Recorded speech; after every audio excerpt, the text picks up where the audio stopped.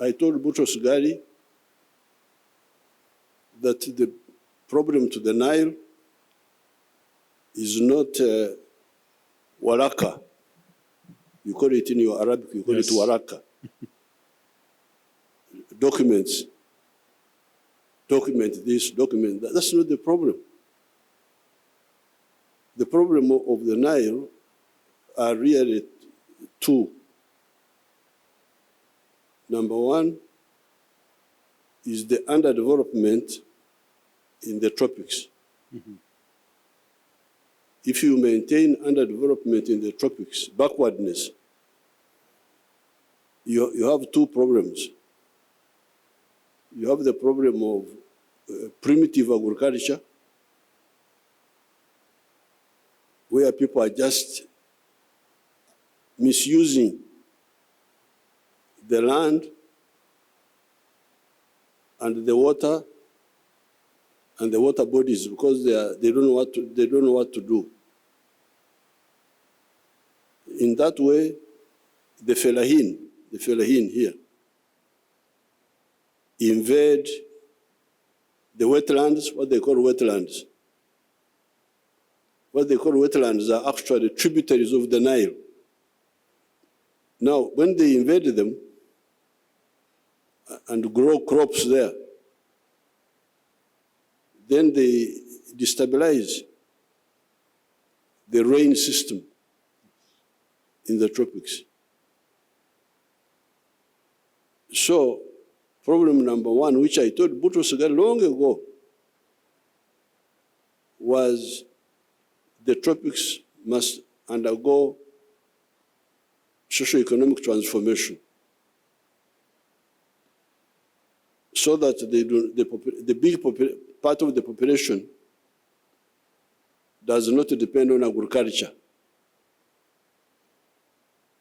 They shift to industry and services and so on, and leave a few people in agriculture who know what to do, who don't have to invade the wetlands, invade the forests, invade the catchment area. These mountains they are water towers. Yes. So this is number one. The second danger is the energy, the biomass, which is the same problem. The population using the biomass to cook. This is where the danger is to the Nile. Here in Uganda, 60% of our rain comes from the ocean, from the Pacific and the Indian Ocean, but 40% comes from the local water bodies. So if the local water bodies disappear, you can be sure that 40% of the rain will disappear. And I don't even think that even the 60 will still be reliable because it is normally triggered by the 40%, by putting more. So, and I put my views in writing. I even wrote some documents. We have around 20 companies here, but we need to do more. Our private sector is very keen and are keen to invest, to inject more investment here in Uganda in order to further strengthen and deepening our cooperation. On the political level, hopefully we would like to have a ministerial joint committee in order to follow up with the implementation of how to further enhance our cooperation. I was talking with my dear brother, hopefully to receive him and the Minister of Water Resources to come to Cairo in December in order to talk about specific projects on the ground with the mutual benefits for Uganda and for Egypt. We have a capital of $600 million as a start for the scale of guarantees for export and investment here only in the Nile Basin region, and more specifically in the equatorial Nile Basin countries, above all Uganda. Also, the government decided just a few days ago to establish a new financial mechanism to be funded by the government of Egypt with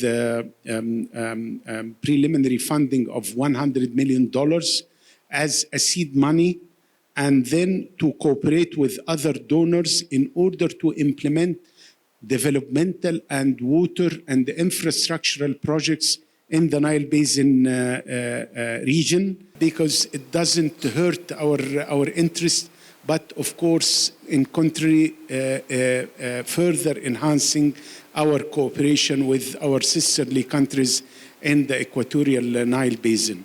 So this mechanism will be a game changer in doing more business, implementing projects from this fund or mechanism, including some dams, including cleaning waterways in the Nile Basin countries, including also implementing developmental projects on the ground. So that was enacted by the government and the cabinet of the ministers few days ago. And we would like to do more, especially with Uganda.